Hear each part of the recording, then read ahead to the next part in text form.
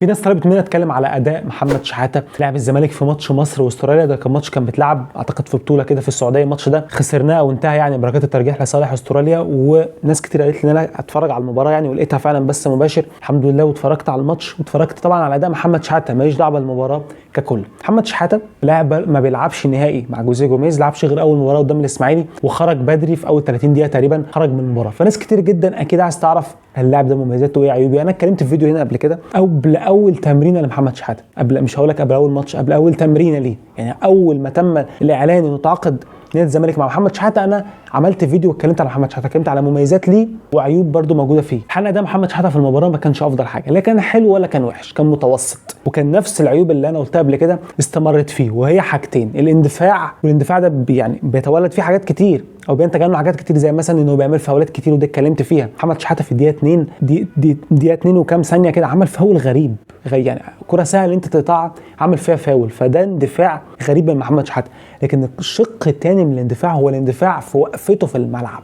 لاعب دايما موجود قدام، واقف دايما قدام، يعني دي مثلا منتخب مصر بيضغط عليه ماشي واقف قدام، واقف قدام قوي برده، ميديم بلوك واقف برده قدام بعيد عن نص الملعب تماما، رغم انه على فكره مركزه في المباراه دي كان نمره 8 مش نمره 6، وانا قلت قبل كده انه افضل له نمره 8. لكن يا جماعه لازم ما يبقاش مندفع كده. هتقول لي ما دي يمكن تكون تعليمات المدير الفني ميكالي اللي هو المدرب بتاع المنتخب الاولمبي، لا، حصلت مع محمد شحاته في ماتش الزمالك والاسماعيلي نفس الحركه. دونجا كان واقف لوحده في نص الملعب، واللي كان واقف قدام محمد شحاته وعبد الله السعيد، مش عبد الله السعيد كان ممكن يبقى يميل لقدام شويه عشان هو النمره 10 الرئيسي بتاع نادي الزمالك، او لما كان جه كان عايز يلعب في مركزه الاصلي، فمحمد شحاته المفروض هو اللي ينزل لتحت شويه، لا محمد شحاته كان واقف برده قدام وسايب نص الملعب، فهو هجوميا واقف قدام قوي، ودفاعيا برده واقف قدام ما بيرجعش مع نص الملعب، ودي مشكله وثغره كبيره. لاعب ما بيرجعش الناحيه الدفاعيه وهو لاعب نمره 8، ودي حاجه مهمه. اللاعب لازم يجيد الادوار الدفاعيه والادوار الهجوميه، ولازم يلتزم بتعليمات المدير الفني. انا سمعت الله اعلم يعني ان هو جوميز كان طلب منه في المباراه دي ان هو يرجع كتير، يرجع، فهو ما قدرش ينفذ ده. مش ان هو بيعاند، مش بقول كده، بس انا بقول لك ان هو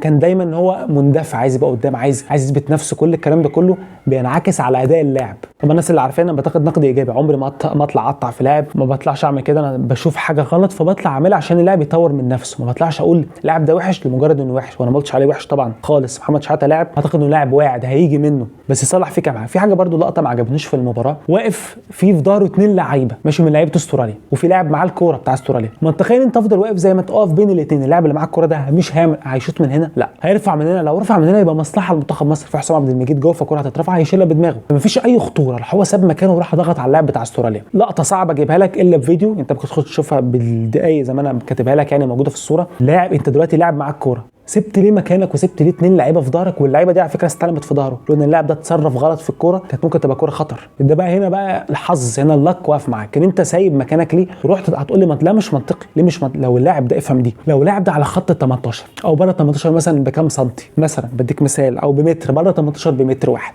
مثلا، وبقى تروح تضغط عليه ان هو يشوط، قدامه اوبشن يشوط، ممكن الشوطه ما تجيش، لكن ممكن تجي في ايد حد، ممكن تطلع ركنيه يجي منها جون. ففي حاجات لازم تحط رجلك في الكوره، لازم تضغط عليه، ده منطقي. ممكن يدي باص بالعرض مثلا الباك اللي بيتحرك في ظهر الدفاع، دي منطقه خطر، لكن المنطقه ده بعيد قوي عن الجون، بعيد بكتير عن الجون. اقصى حاجه ممكن يعملها هي كره طويله لجوه، اللي هيشيلها اكيد حسام عبد المجيد، اللاعب طويل، فتروح تبعت نفسك وسبت مكانك ولاعب استلم في ظهرك، فدي حاجه غريبه. في 2 لعيبه في ظهرك وانت لازم تفضل واقف بينهم، هو مش هيعمل حاجه، هيقعد يتقدم بالكوره، ساعتها هضغط عليه. لما يتقدم بالكوره اضغط عليه، وده هنا عدم وعي تكتيكي للاسف، وده عدم ذكاء، مش عايز اقول غباء يعني، هي عكس الذكاء على طول، ما بحبش اقول غباء، عدم ذكاء تكتيكي لمحمد شحاته ان انت سايب 2 لعيبه. فده اكتر من كوره لمحمد شحاته ما عجبتنيش في المباراه. اندفاعه الدائم في ماتش الاسماعيلي عملها، في المباراه دي عملها برده. في كوره، في اكتر من كوره كان بيجي يستلم تحت ضغط، كان بيتلجلج شويه وبيتوتر، بس ممكن يكون حميه الماتش، بس ده برده حاجه لازم اقيس عليها اللاعب. معلش، ما انت برده انا عايزك في ماتش تقيل مثلا، لو حد ضغط عليك هتقطع منك بسهوله، دي برده مشكله.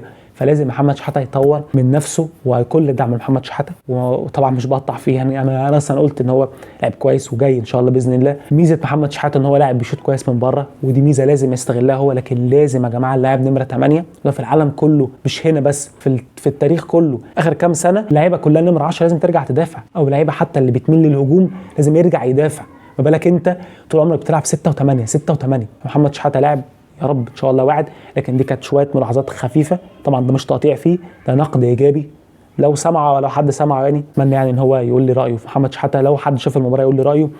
عجبك اداء محمد شحاته في الماتش ولا لا؟ السلام عليكم.